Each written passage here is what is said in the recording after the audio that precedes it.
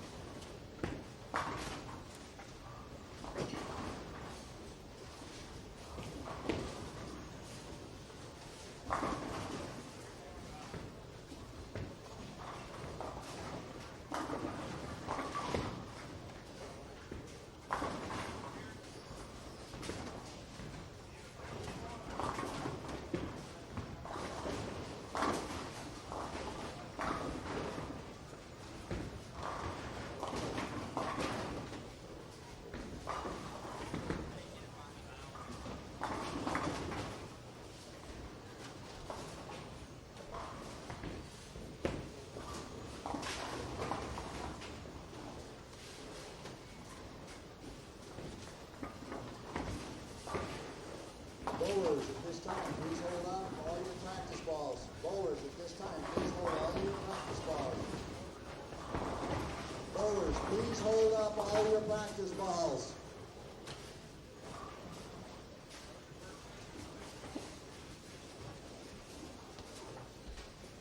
Please ensure your racks or your pin setters are on the first ball.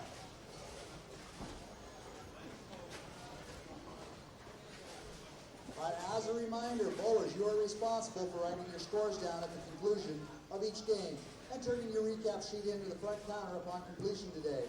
As a courtesy to other competitors, as you finish your game and move lanes, please allow the pair you are moving to time to complete their game before going into the bowler area. Attention all spectators, please do not block the entrance to the bowlers area with bags or chairs, as our volunteers and staff need to move freely and quickly. All water bottles must be on the tables above the walkway, no water bottles down below. Remember, flash photography is not allowed during this tournament competition. Now, at this time, let's give these athletes a great round of applause as they begin their round of tournament competition.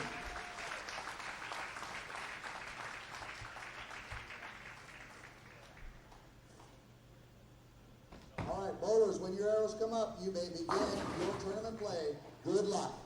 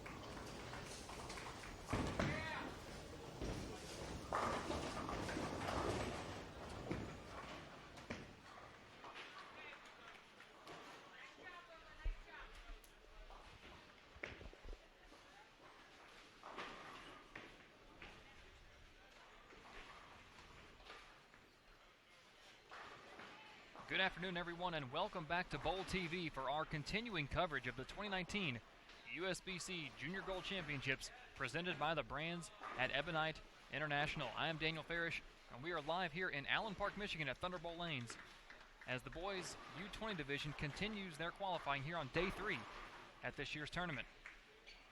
They've already bowled 2 4-game blocks the last 2 days at 2 different bowling centers. This is stop number 3 here at Thunderbolt.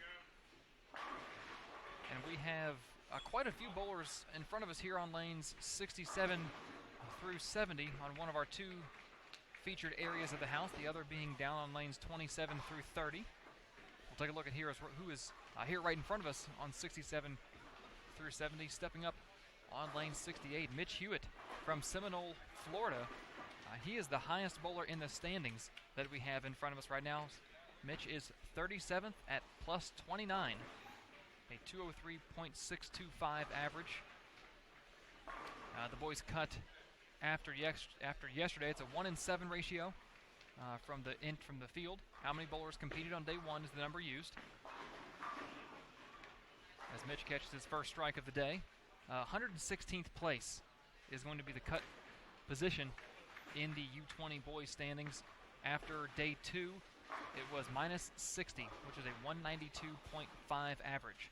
So Mitch, 89 pins ahead of the cut, in a good position heading in here to day 3. Stepping up right behind him on lane 68, Daniel Hall from Slayton, Texas. He is sitting at minus 169, just over 100 pins out of the cut. 2 days left to try and get maybe a couple. Needs a good day today to walk into tomorrow in a good position.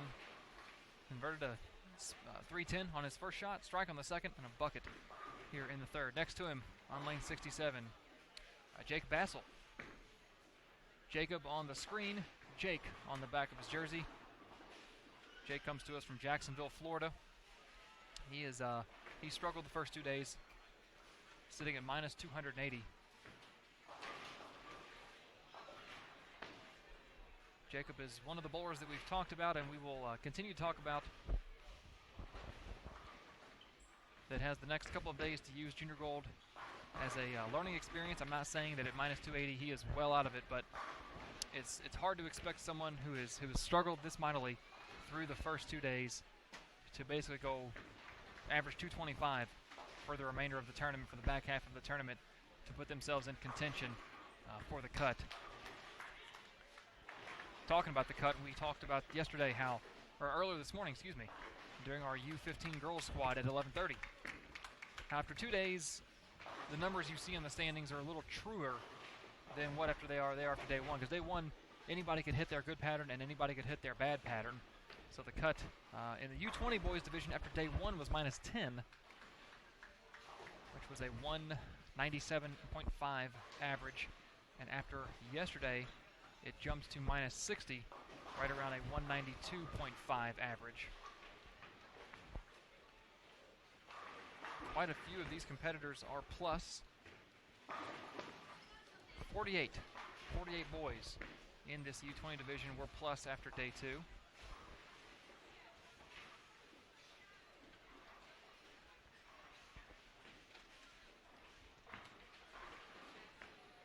Stepping up on lane 68, Justin Bird. Not plus, but he's in the cut. 100th position after yesterday from Huntsville, Alabama. Rocking the University of Missouri jersey. I'm guessing he is a collegiate bowler at UM. Minus 52, so 8 pins ahead of the cut.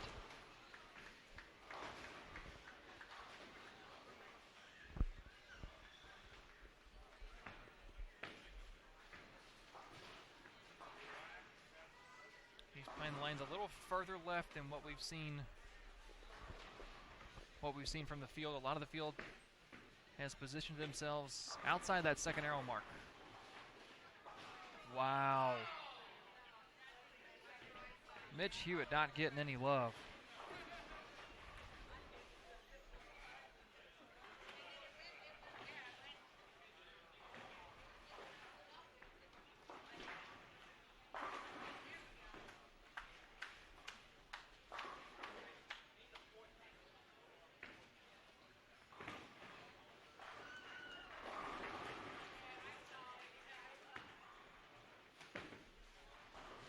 It's a rough break on that 4-pin right there.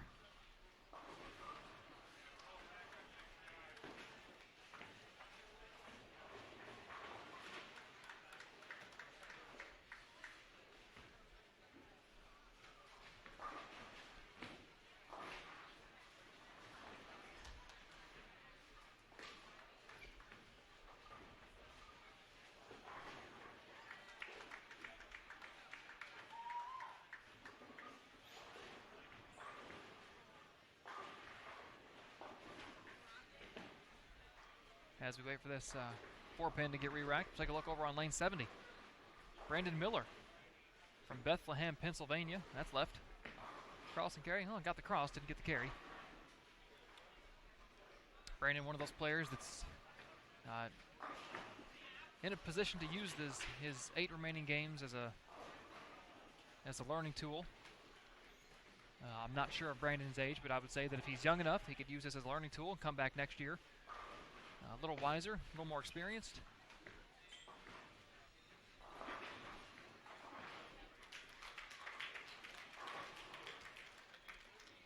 Just to his left, shooting the 1-3, Austin Reynolds. Austin comes to us from Enterprise, Alabama, and he is well inside the cut. I always say well inside the cut, 38 pins inside. He is minus 22, sitting in 66th place, so it's not so much about how many pins you are.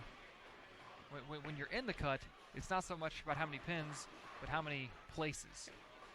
There's a lot of people in between you in the cut.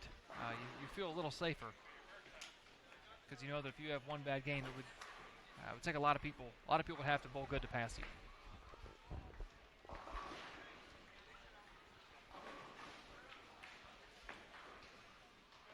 Stepping up on lane 69, Zarek Mirza from Johnson City, Tennessee. Mr. Mirza is towards the bottom of our standings after 2 days. As he goes across, leaves a 5-pin.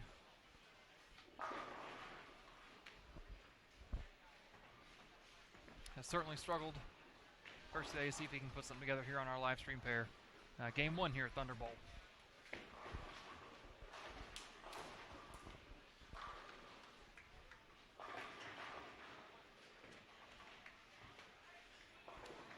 Right behind Mitch Hewitt in the standings, 3 spots behind, is Chad Stevens. Chad's over on lane 70. He's in the front 5 here at this first game.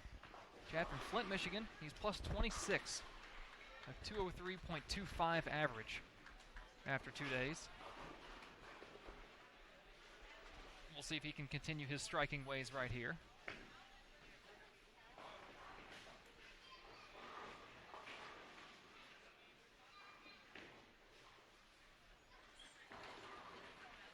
Just coming off that right corner. Flush, front 6. He's even a little further right than what we've seen the rest of the field. He's more on top of the 1-2, kind of going right to left.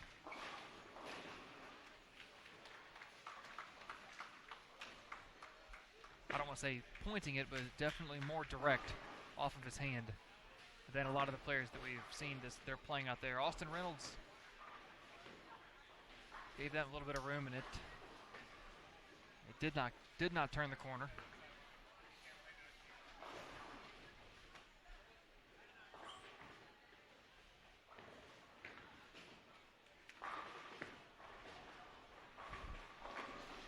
Connor Lackey up on lane 69. Connor from Jackson, Michigan. Minus 231 coming into today. That's not what he needs. That will probably be his 3rd open in a row. Went spare double to start, 9 spare in the 4th. But it's been 5-3, 5-4. And the odds say he goes 6-2 here.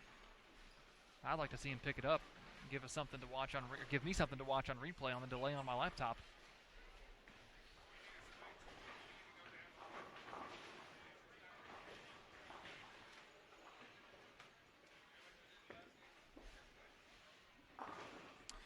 Matthew, what lane is Caden Dennison on? Let me check.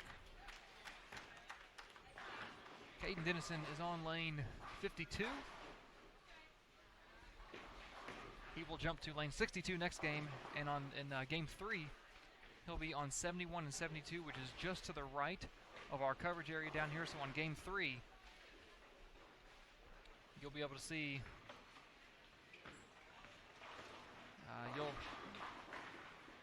you'll be able to see his ball going down the lane. And if you're hanging out with us, then I can certainly give you a heads up on a few of his shots, but you won't know when it's going down the lane because the approach on 71's just cut off. Okay, Steven. Oh boy, that thing found a hook spot down lane. Oh, the strike end run, the string ends. Get my words out. I promise I used to work in radio, but it's very makeable.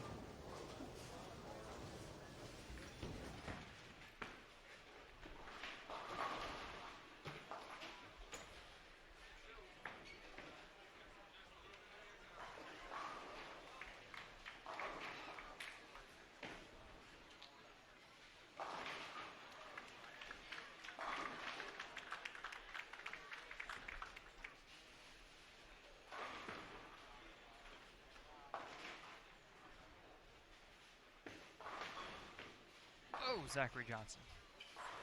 Thought he had it. Off his hand it looked good.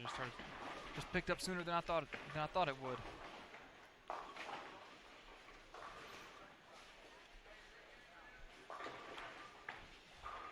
Zachary from my old stomping grounds in college, St. Charles, Missouri. The home of Lindenwood University.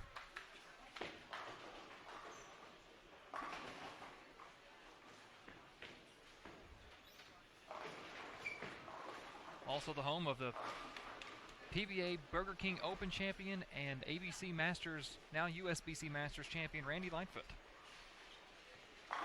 Zachary's minus 114 coming into today. So only about 50 pins out. But there's 95 bowlers between him and that cut number. And again, it's about how many people are in between you and the cut.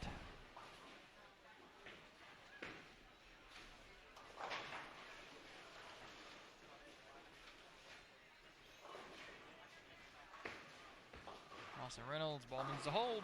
Oh. It held for about 55 feet.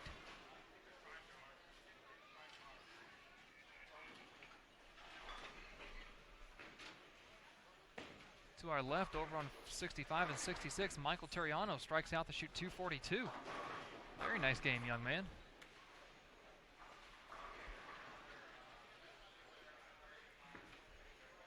Karnalaki, ball get up the hill. Didn't get there. Let's look a little further down. I don't see anybody lighting it up within our viewing area. Only guy really in front of us is Chad Stevens on that 270 pace. Austin Reynolds finishes up 140. Zachary Johnson could possibly get to 220 if he can catch some strikes in the 9th, 10th, and 11th.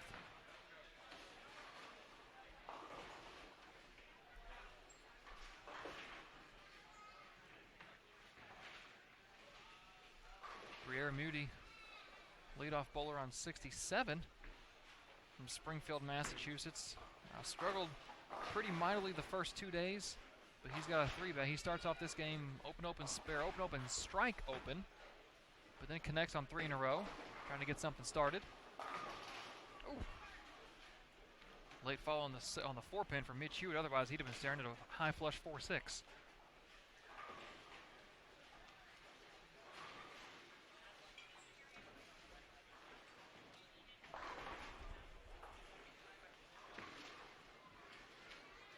Oh, Daniel. People named Daniel don't miss single pins. That's the second Daniel I've had to say that to this tournament. There was one yesterday. Missed a single pin or two, and he was down here on the live stream pair. We don't do that.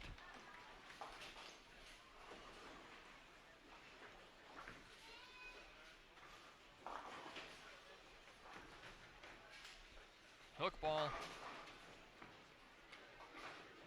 Back-to-back 10 pins for Connor Lackey to finish out the game, 179. Now Chad Stevens steps up, looking to pop off a big game here.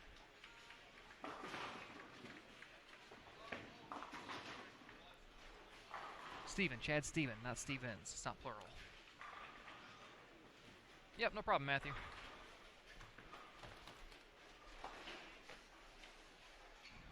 We'll hang on here for Chad's 10th frame and then step away, regroup, and get ready for game 2.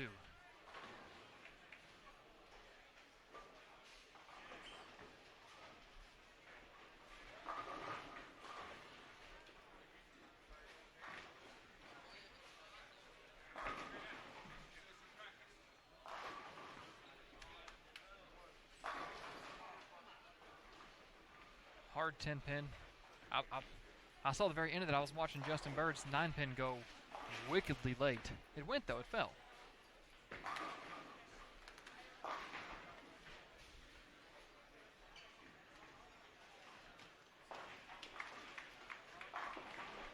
Well, Chad had a chance to tie the high game that we've seen on the live stream pair the last 2 days. That honor belongs to Zach Denton of Waverly, Iowa. Shot 279 the first game on our pair yesterday. Backed it up with 236 and then a couple down games, 179, 167. finished at 861 on the day. He's currently sitting in 43rd place. Just make sure you make the 10-pin. There's a spare ball at it, smart.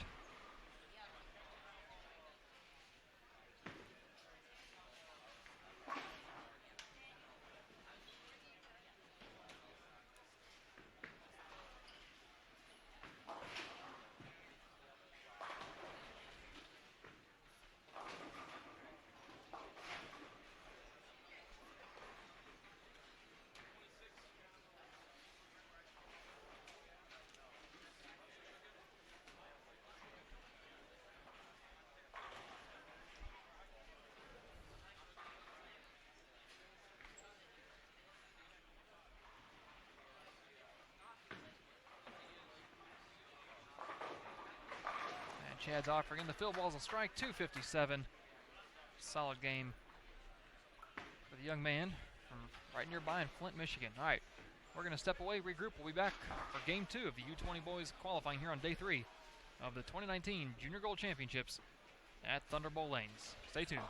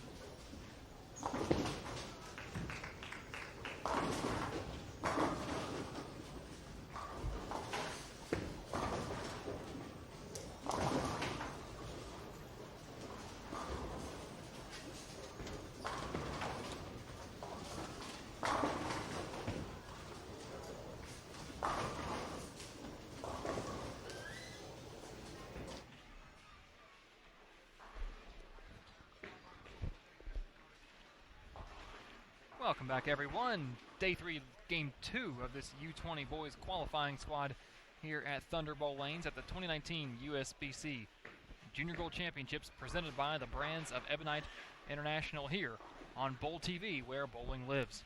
Take a look at who we have in front of us this game, starting on lane 67. Up the ball right now, Derek Jackson.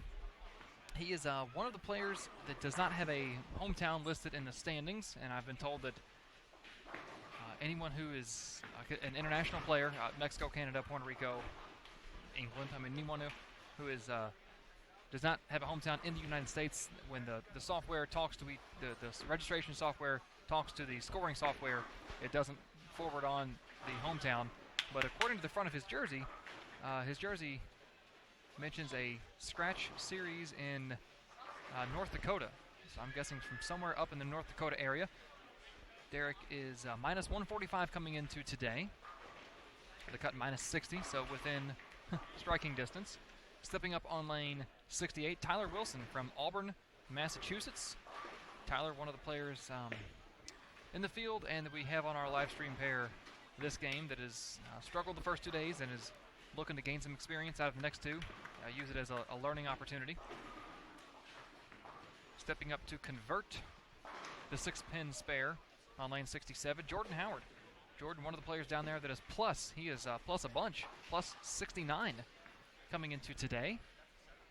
Don't know what he shot game 1. He was situated in 16th place after 2 days and is from Angola, Indiana.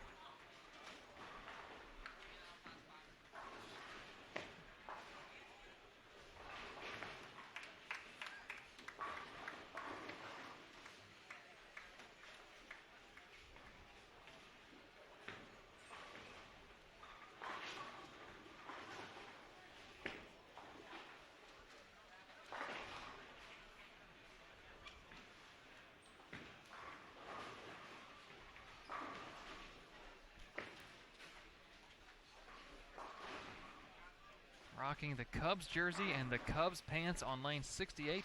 Throwing that pink Black Widow down the lane. Wesley Outman. Wesley from St. Augustine, Florida.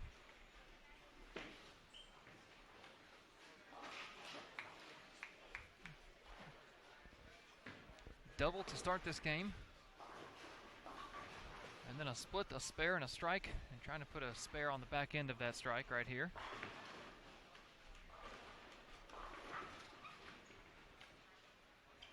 Got it.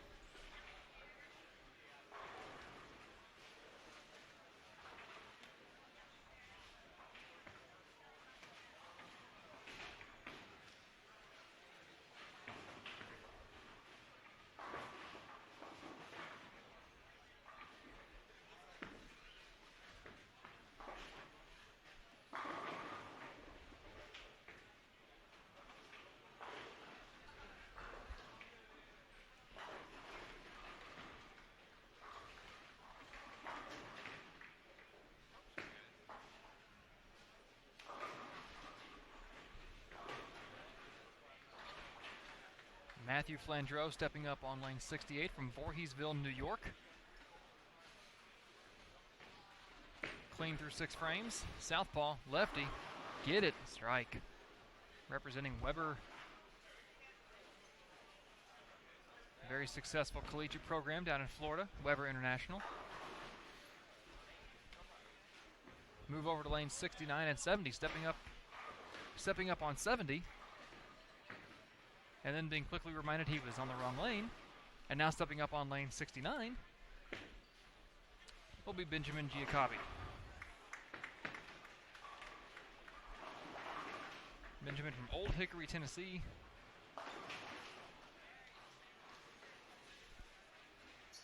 Towards the back half of the standings this year, struggling a little bit.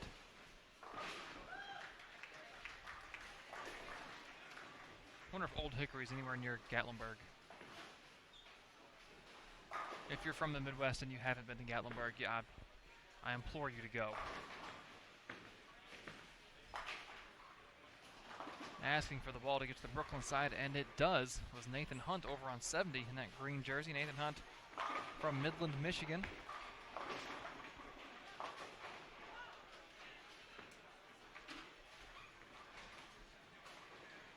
Catches a double after the 9th spare in the 6th. Trying to get something started here, game 2. Aaron Brown Odell up on the right lane, lane 70. Aaron from Sturgis, Michigan. I see Sturgis, I think of the biker rally that goes up to, is it South Dakota? Oh. Backup bowler.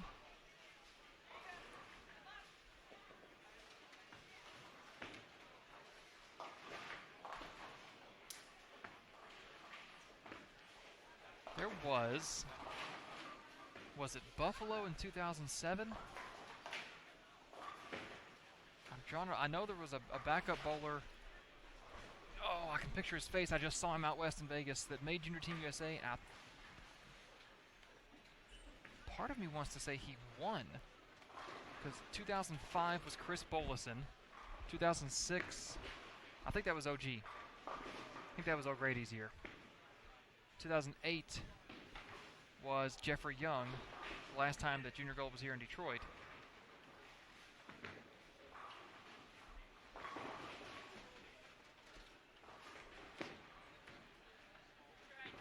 Oh no, it was back here in Detroit in 13, sorry.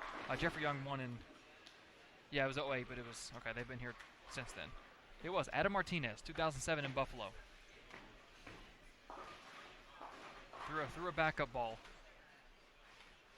Buffalo was brutal. That was my worst finish ever at Junior Gold. I made the finals, finished 15th, but that was my absolute worst finish. They were brutal that year.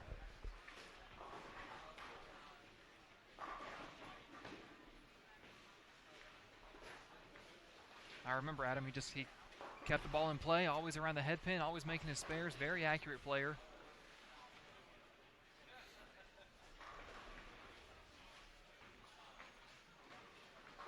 Stepping up on 69 to try and convert the 610, Alec Hahir.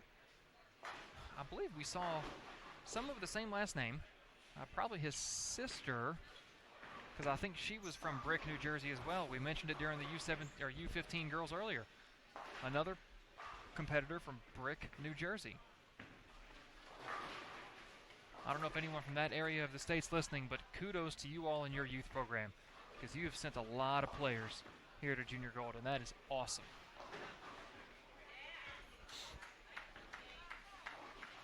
Solid shot on the right lane by Tyler Holmer. Tyler from Bonita Springs, Florida. Rocking the Junior Gold Detroit jersey.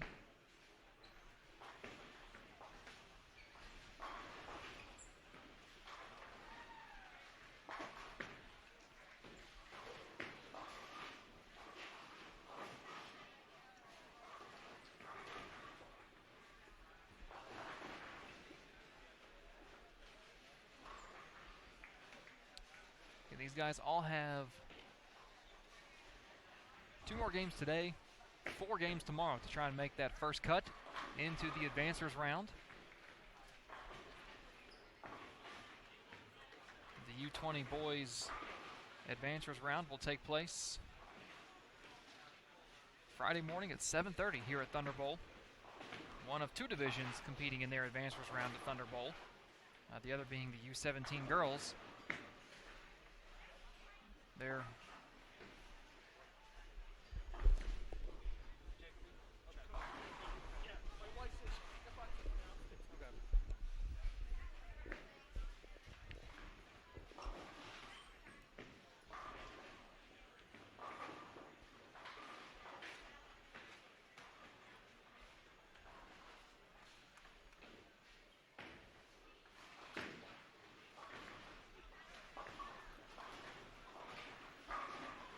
got a pronunciation correction on, I think I said Benjamin Giacobbe, but it's Jacoby.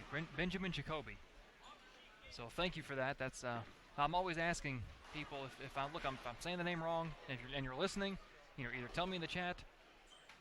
Luckily, Benjamin's, I guess, mom is watching remotely. Thank you for tuning in.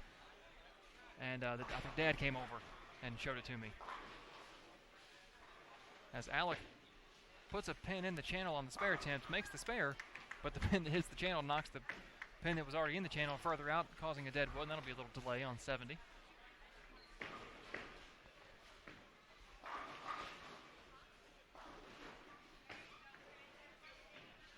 Jordan Howard, that's a frustrating game. Had a chance to step up in the 10th to try and double to get into the 190s. Go as little minus as possible as he came into today at plus 79, sitting in 16th place, 173 game. Certainly will not spell the end of the tournament. He's in a very good position. And one bad game won't kill you. Just got to make sure that it does not snowball. Our Cubby. Boom. Wesley Altman. Coming back, shaking his head. Somebody want to tell him it's 10th frame?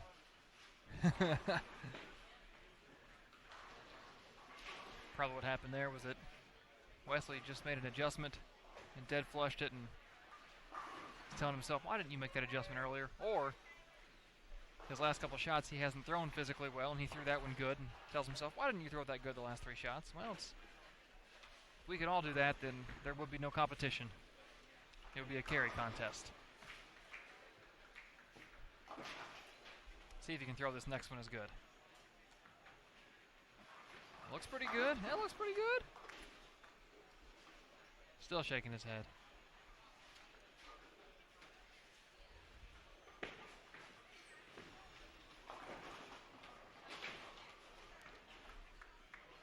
Wesley came into today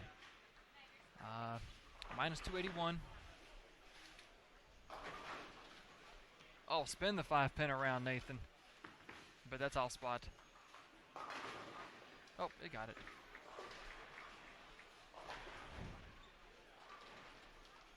Well, I say this at the expense of his Cubs and not at Wesley, but there's always next year. My best friend back home has been a Cubs fan since as long as I can remember. And I always tease him, there's always next year, Paul. There's always next year. And the year they won the World Series, we actually went to Chicago for games 4 and 5. Yeah, games 4 and 5. And they lost game 4 and won game 5. And that was one of the craziest experiences I've ever had.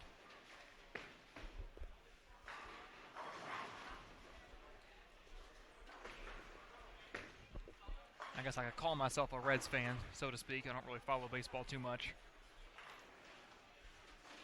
I was just there for the sports experience and to hang out with him. Hook ball. Hook, Tyler.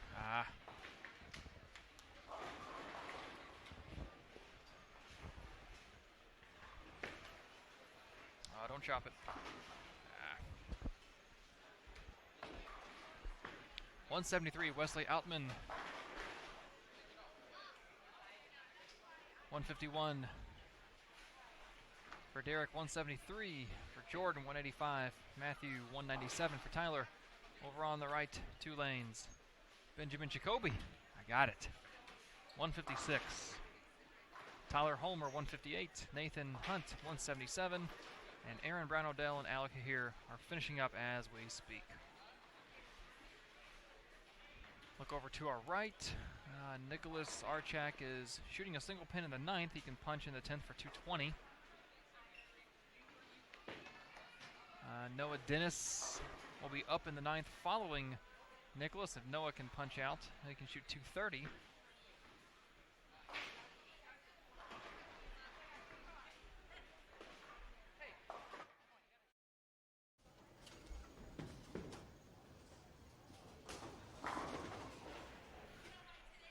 And everyone to our left, the screens have already flipped and they are already into game 3.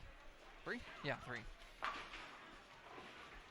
This morning, that U15 girls squad this morning, I was talking with Jason Thomas, my cohort, my partner in crime here at Thunder Bowl during lunch, and he said, this morning squad really flew by. I said, yeah, I thought the same thing.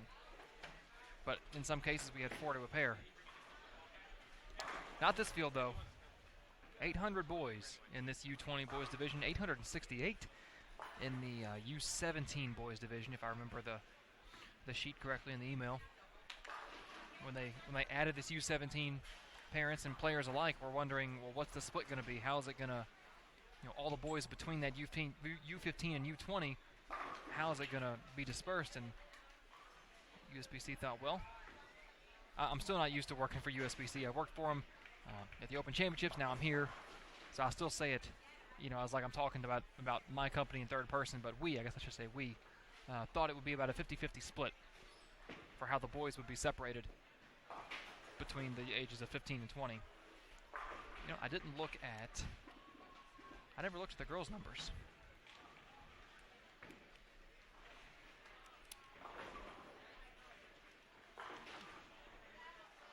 Alec finishes up 175, misses that single pin in the 10th, and Aaron Brown Odell, 8 count in the fill for 161. Yeah, we had 1,668 boys between U17 and U20. 868 in the U17, 800 in the U20. And the girls' split is almost dead even. 443 for the U17 girls, 440 for the U20 girls. So only 3 away. Well, really 1.5 away if you split it.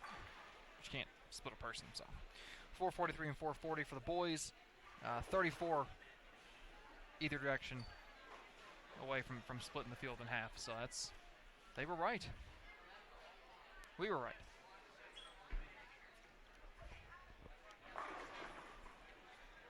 All right, step away, regroup, grab some information on these guys, and we'll be back for game 3, day 3. U20 boys squad number, that's one thing I haven't looked up yet. Squad number 3 here at the 2019 Junior Gold Championships on Bowl TV, where bowling lives. We'll be right back.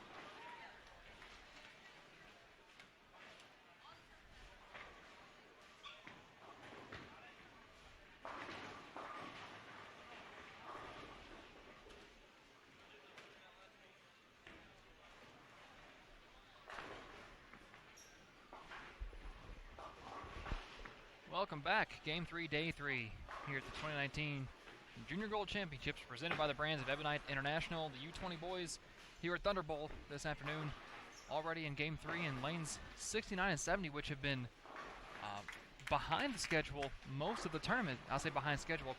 They've been behind the rest of the pairs in the house. They are well ahead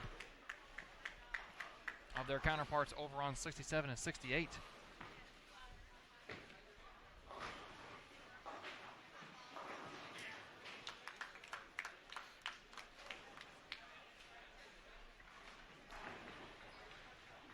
Take a look at who we've got in front of us. We'll start over on 69 and 70, since they are some speed demons over there. Up on lane 70, Paul Conrad, Plainfield, Illinois. We had a gentleman, I'll say young man, Todd Reno from Plainfield, Illinois.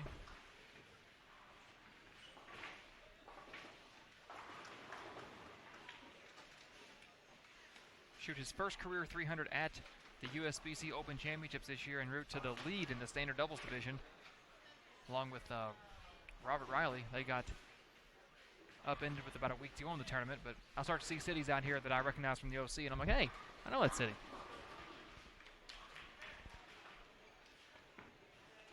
Paul representing Plainfield, Illinois, out here at Junior Gold. I'll say everybody on 69 and 70, all 5 gentlemen have struggled over the course of the last 2 days. The one player that is highest up will be up on lane 69, Christopher Redmond, as he's trying to keep from throwing his second open in a row. Tricky 2-7-8, needs to hook a little bit. Nice, ball hits the 2-8, 8 falls over into the 7, like it. Christopher representing West Valley City, Utah, another city that was well represented at this year's Open Championships. Jay Stratton was our classified singles champion from West Valley City. He also held the classified all events lead up until about a week to go, and he got passed. Stepping up on lane 68,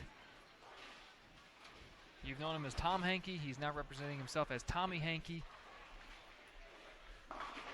and this name has been synonymous with success here at Junior Gold. He was the 2015 U15 champion. In 2016, he finished in the top 100 of the U20 boys. 2017 and 2018 were top 50 finishes, 41st and 33rd. He was the 2017 and 2018 Team Masters champion. And just this past spring, at the USBC team trials, and that was in January, he earned a spot on Junior Team USA for 2019. And then back in April, he claimed the intercollegiate team championships with his team Weber, and also won the collegiate singles championship. So this young man has achieved a lot of success at a very early age. Working on front 3 right now. Tommy's plus 114 coming into this block, sitting in 9th place. So looking to improve. Each year he's bowled the U20 division, he's gotten better. 91st, 44th, and 33rd last year. So looking to improve each year. And with 2 national championships under his belt with his team and a singles title, a berth on Junior Team USA through the team trials back in January, 2 Team Masters titles the last 2 years, he knows how to get it done. Stepping up on lane 67, Dylan Gall. Dylan from Grand Forks, North Dakota. Inside the cut as well, minus 30, sitting in 74th after day 2. Hoping to create some separation between himself and that cut line. Has started this game off strike spare. So a solid start. Waiting to bowl on lane 68, Brandon Thorpe. Brandon from Sarasota, Florida. He's about 100 pins out of the cut with 2 days to go coming into this afternoon.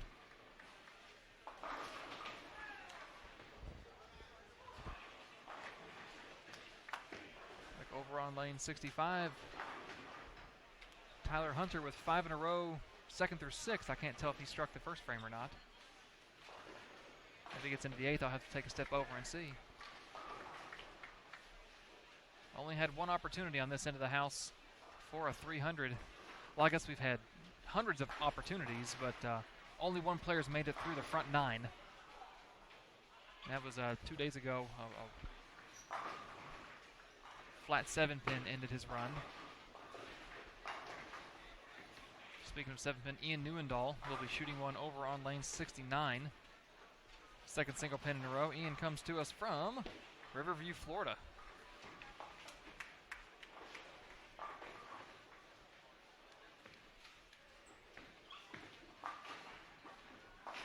Good conversion there. Super deadwood on 68.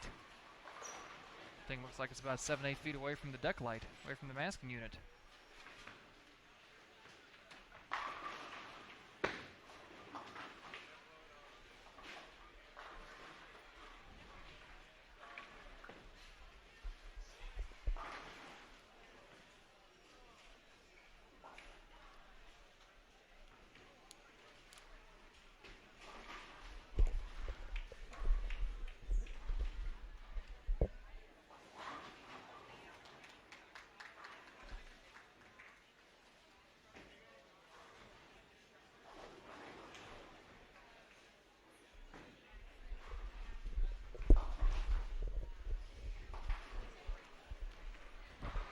Went over and checked to our left. Tyler Hunter is indeed on a 5-bagger. He had a spare in the first frame.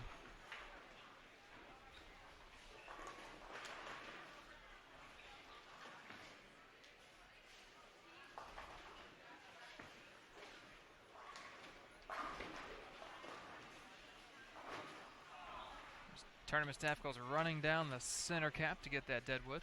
Super deadwood.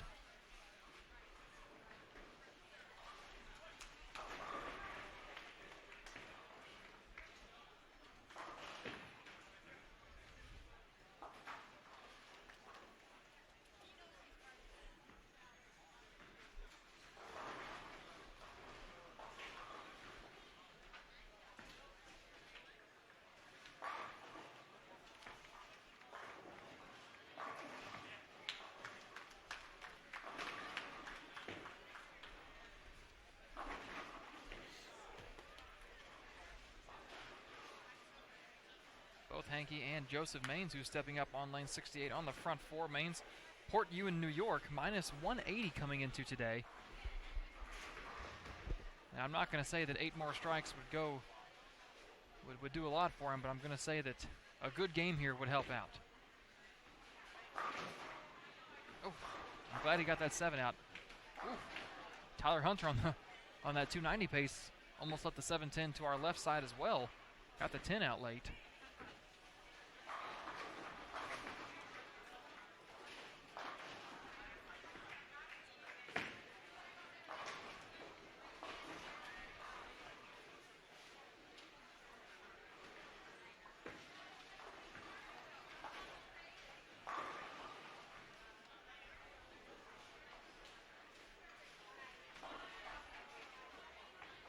Taylor Fielder looking to convert a 10-pin over on lane 70. Last cast is Tennessee. Oh! No. No bueno, sir.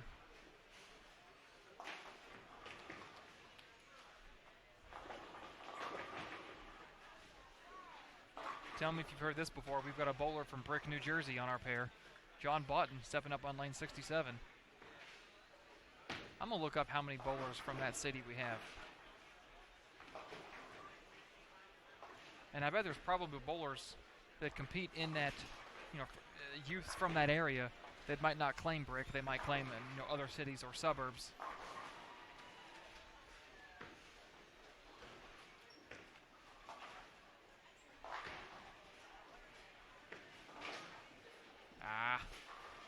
Missing single pins, man.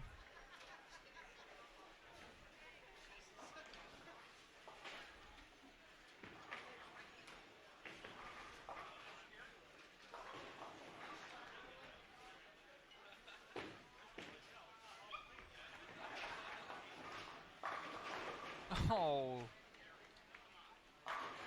Ian Neuendahl trying to double the 10th and possibly get a third to get into the 2-teen range. Just obliterates an 8-pin.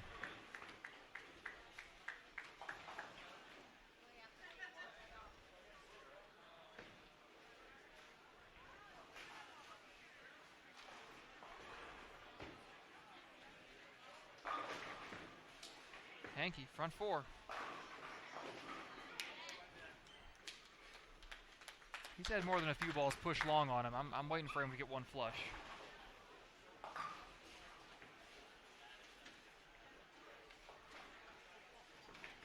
I guarantee the minute he gets one flush, he'll wrap a 10 or stuff an 8-pin or high flush 7, something stupid. That's one thing great players do is if you're carrying the half pocket, don't try and adjust it out. Because you've got the hit. There's no need to, you don't need a perfect strike. I mean, if you carry 12 half pocket hits in a row, guess what? That 300 is slightly better than if you nail the pocket 10 times and leave 5 single pins. If you've got the hit, use it. Because ideally, if you've got the half pocket hit and that's where you're lined up, you would think that you've got a little bit of mistake room left. My only concern to where he's playing, though, is if he gets one left. We know that take area is out there, and if he just pinches one in just a little bit, if the speed isn't firm, if he doesn't get it down the lane, even on a miss left, is it going to grab and go?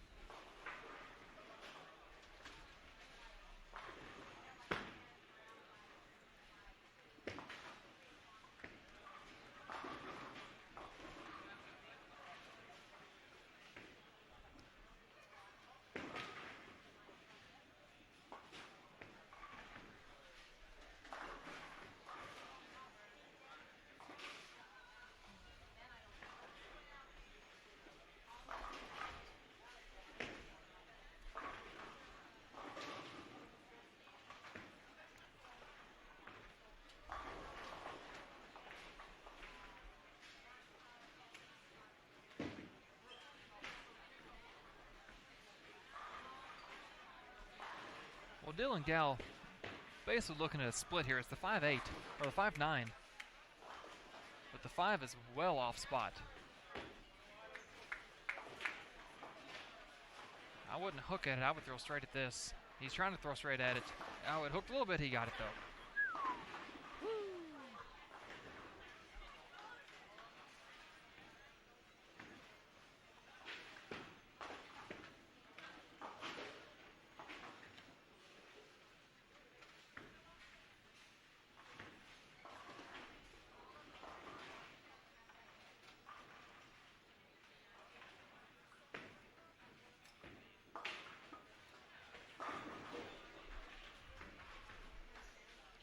Tommy Hankey up on 67, working on the front 6. Working on front 5, going for 6. Again, he didn't get that one left. He's been light the whole game.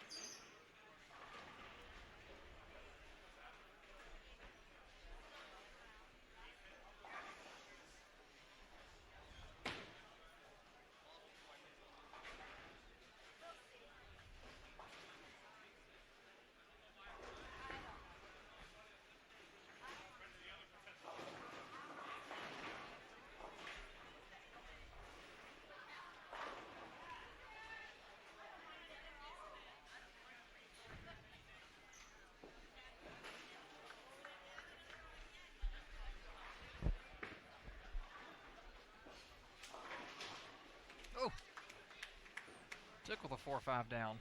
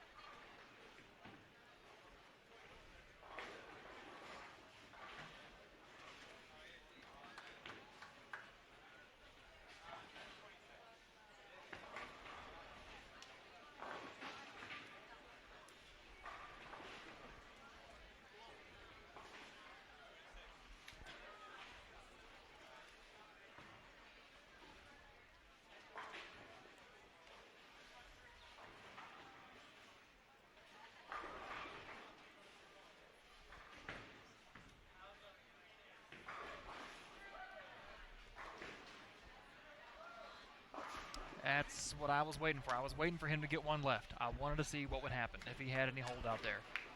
Now maybe that was a combination of missing left and throwing it bad. You know, maybe if he had physically thrown it well and missed left, it would have been a better result. I mean, it's a 6-10. It's a non-split, so good result. But that's what I wanted to see. I mean, I hate that it resulted in a non-strike. Certainly not cheering against our athletes out there. I was curious. Let's put it that way. Don't hook. Don't chop it either. Ooh.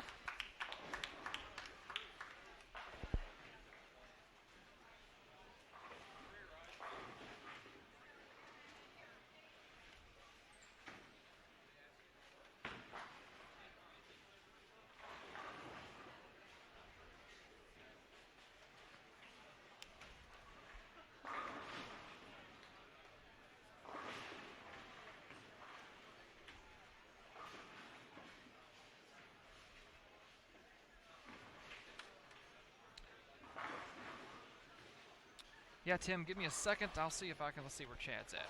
Chad Steven. Chad.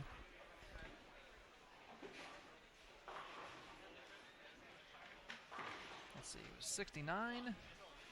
So 59, 49, 30. Let me see if I can track him down.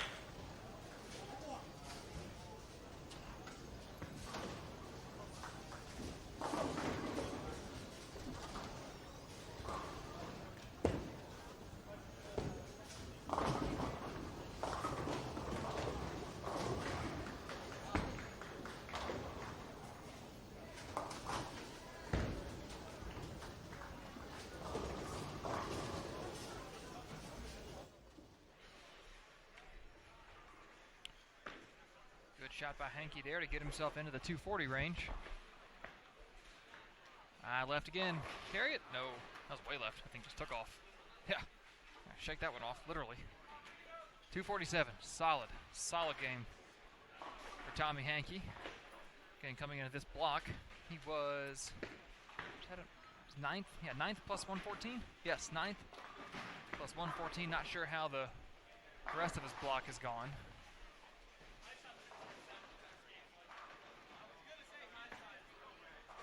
And he converts the 5-pin. Don't want to miss that on live stream. That'd be bad.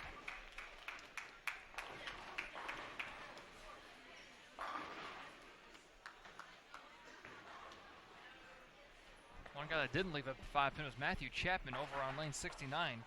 Flush pocket shot. Take a look at our bowlers on that pair for the final game of their qualifying today. Matthew Chapman from Cornelius, North Carolina.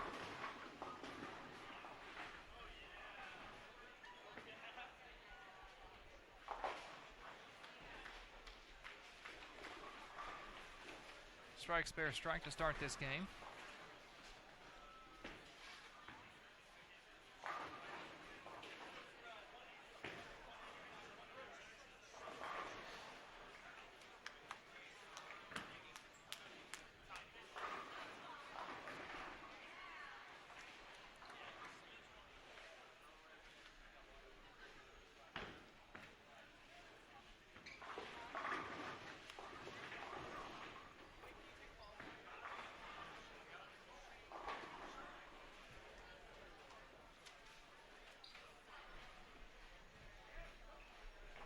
Not sure what we're waiting on 69 and 70.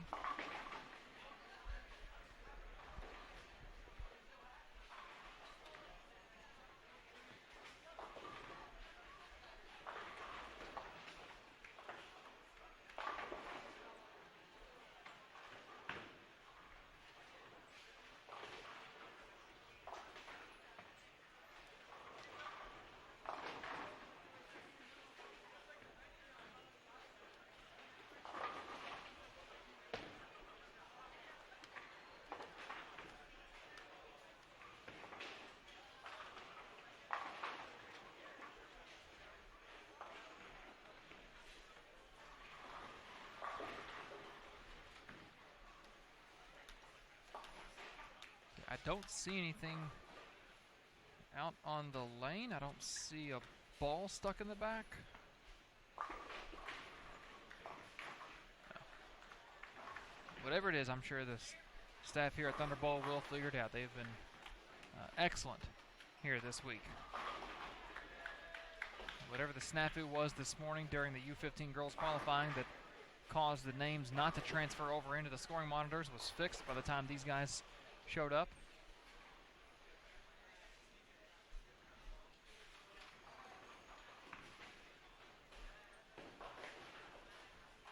And for such an old building, very, very minimal leaking with the massive amount of rain we got in such a short period yesterday.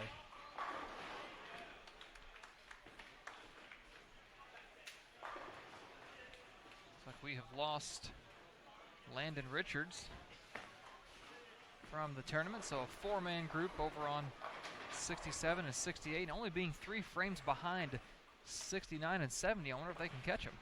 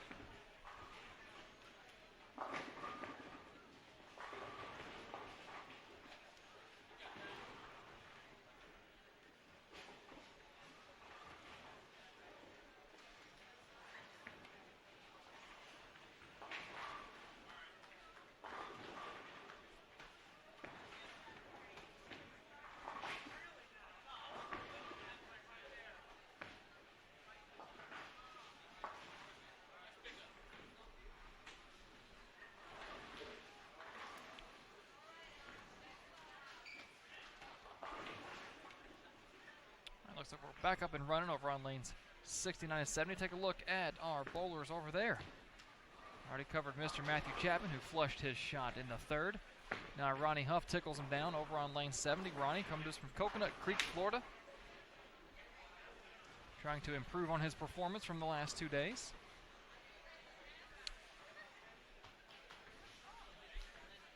Kai Sakamoto on lane 68. Needs to wheel. Lucky leave just a 2-pin.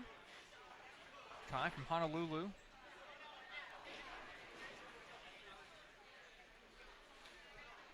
James Girl up on lane 69. Marshfield, Wisconsin. Hold off, hold off. Oh. Seen a lot of 4-9s this week. Colton Jacobson, left lane, 67, goes through the nose. Colton West, Jordan, Utah.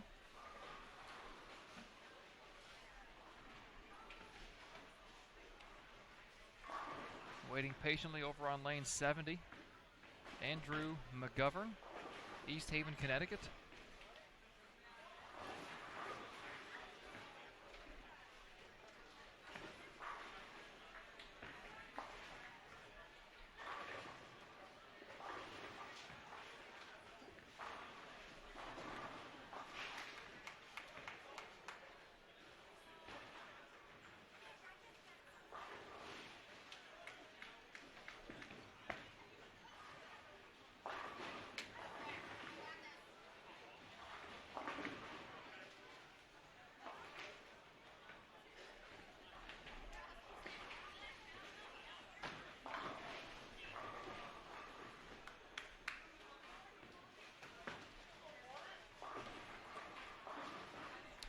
Lane 68 shooting that 4-7, Brandon Valone.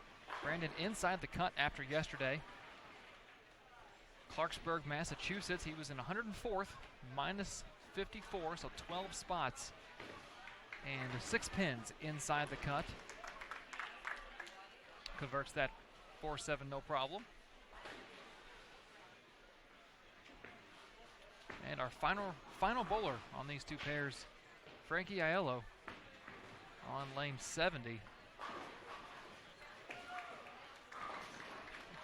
That shot was a little bit further left at the arrows than we've seen a lot of players. I don't know if he quite has the rev rate to bring it back from that area. I say this because I don't have the rev rate to bring it back from that area, so I know what a bowl looks like when it's laughing at you 60 feet down the lane. Luckily his did turn the corner, and that's why he left that split, as opposed to missing the head pin and just leaving a 1-2-4.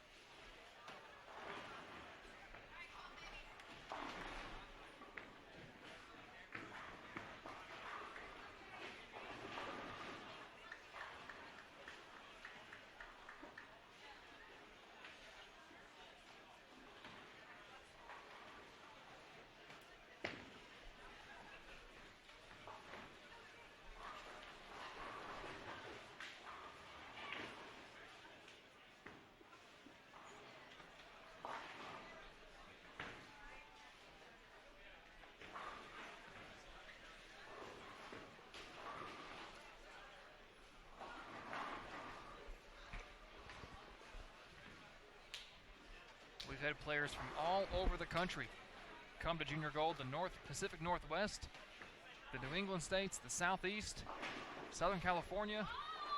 Oh, Colton Jacobson with the late 5. We've had players and parents and families and friends from all over come to Junior Gold. My advice to you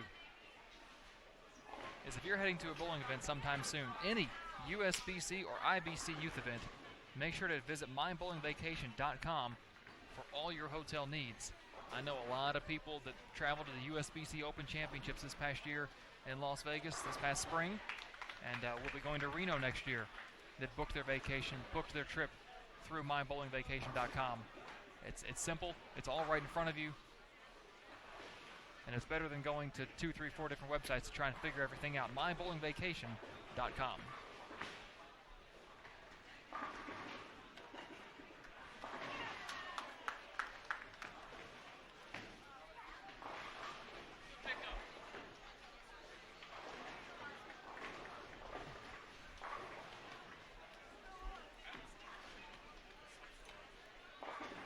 fourth and final game for these competitors here on day 3. One more day of qualifying left tomorrow.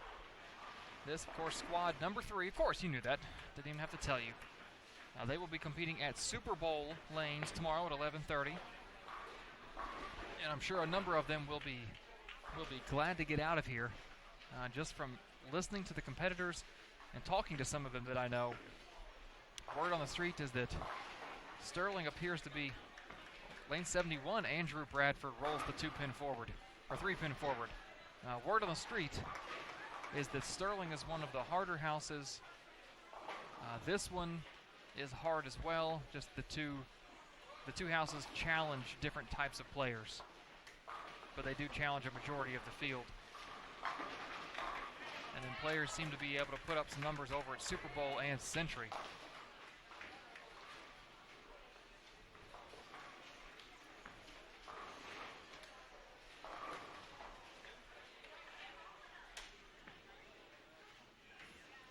Those are 4 of the 8 bowling centers in use here in the greater Detroit area. Century Bowl, located in Waterford Township, Michigan. Century, Waterford Township, Michigan. Super Bowl, Canton, Michigan. Thunder Bowl right here in Allen Park. Score lanes over in Taylor. Astro lanes, Madison Heights. AMF Rose Bowl lanes in Roseville. Sterling lanes in Sterling Heights. That was an easy one. And Bowl 1 lanes in Troy, Missouri. Wow, Michigan. Yeah, go to Junior Gold in Detroit and one of your houses in Missouri.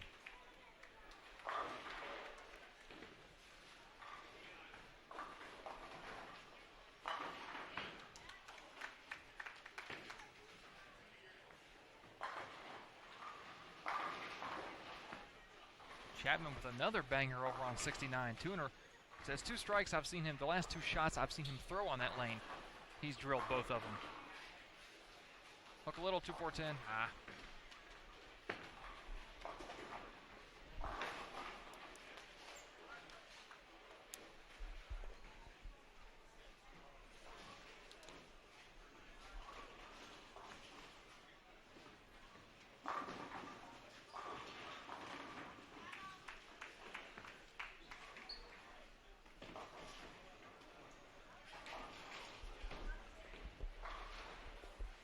Frankie Io breaking down that 4-6-7-10 into a 4-7.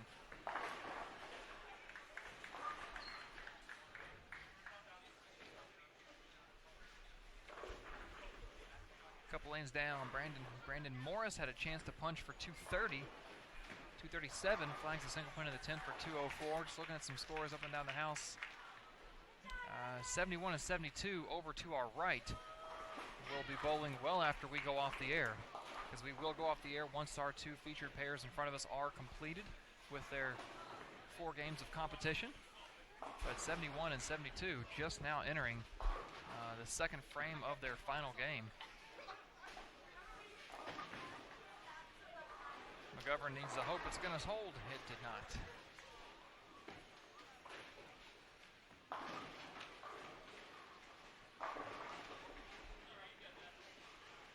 Tyrus Nelson was asking for the same thing, coming to us from Chattanooga, Tennessee.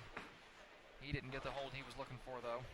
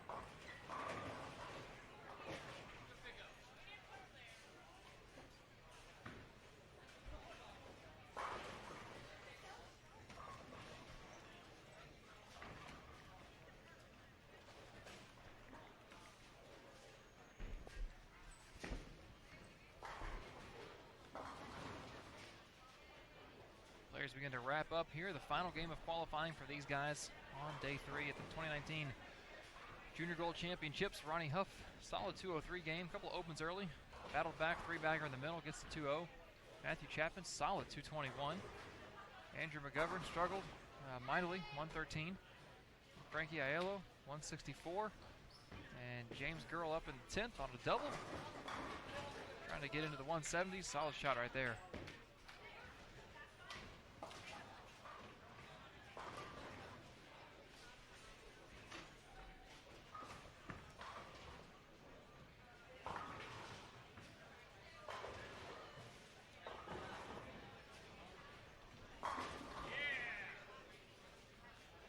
Cheering section back here for Tyrus Nelson. That's what I want to hear. Absolutely.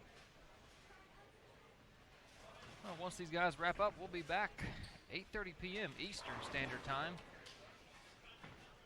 A group of U17 girls coming in. Haven't seen them since Monday, because yesterday was U15 girls and U20 boys alternating.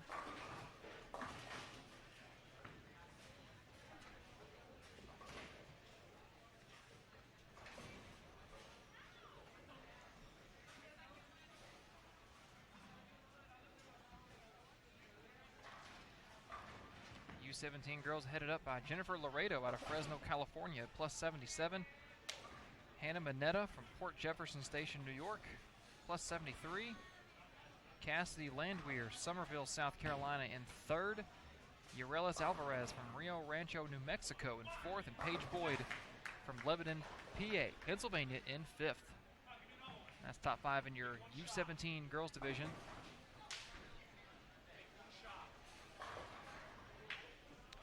Brandon Ballone, big dad back here cheering on. First strike in the 10th gets him to 180. He can mark here. He'd be guaranteed 2-0. He could double. He could get the 2-0, 210.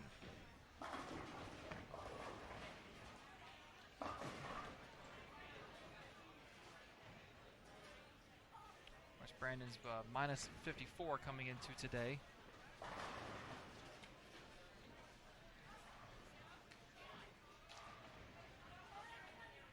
Ball hit the lane. Good shot. Crumbles the 6 forward. It's a good plus game. It's a solid plus game right there.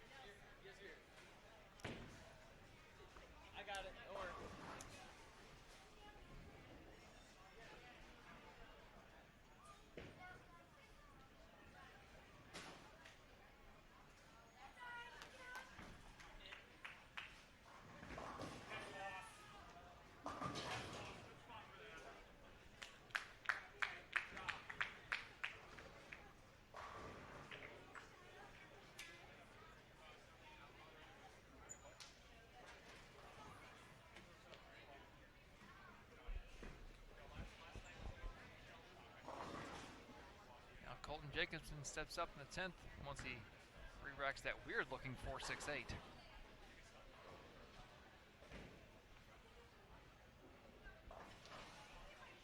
Chance to double to get into the 220 range.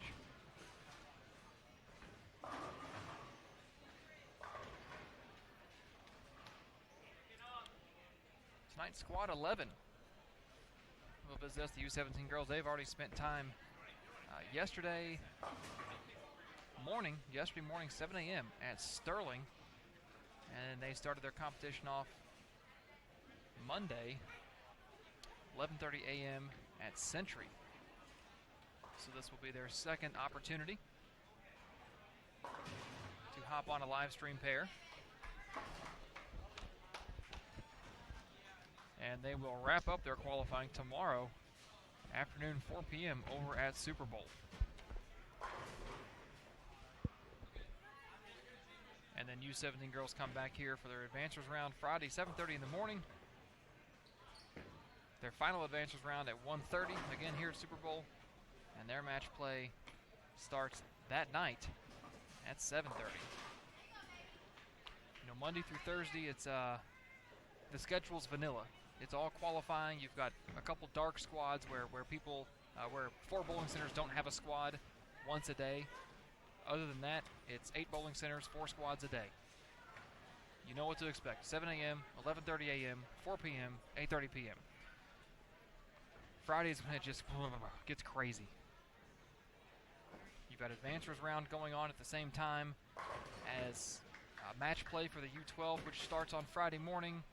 So here at Thunderbolt, we're going to have Total Pin Advancers round qualifying going on at the same time as the U12 match play, which will take place at 8, 9, 10, and 11 a.m. on Friday, with their TV taping at 2 p.m. over in the arena. Advancers rounds at 7:30 in the morning, 1:30 p.m. in the afternoon.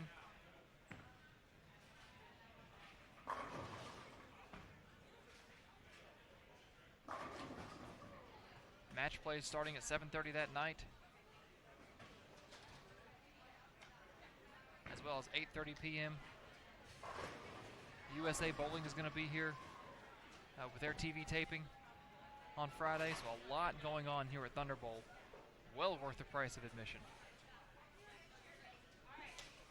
And Tyrus Nelson will finish it up for us here on day 3.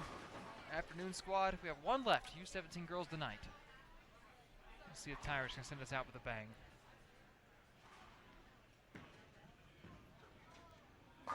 Yes, he did. All right. Well, that'll do it for our live stream coverage of this afternoon's U20 Boys Division Day 3 qualifying. We'll be back in, let's see, what time is it? 6:24. We'll be back in just over 2 hours. 2 hours and 6 minutes, to be exact. Right here at Thunderbolt Lanes in Allen Park, Michigan, for the 2019 USBC Junior Gold Championships, presented by the brands of Ebonite International on Bowl TV, where bowling lives. We'll be back. We'll see you then.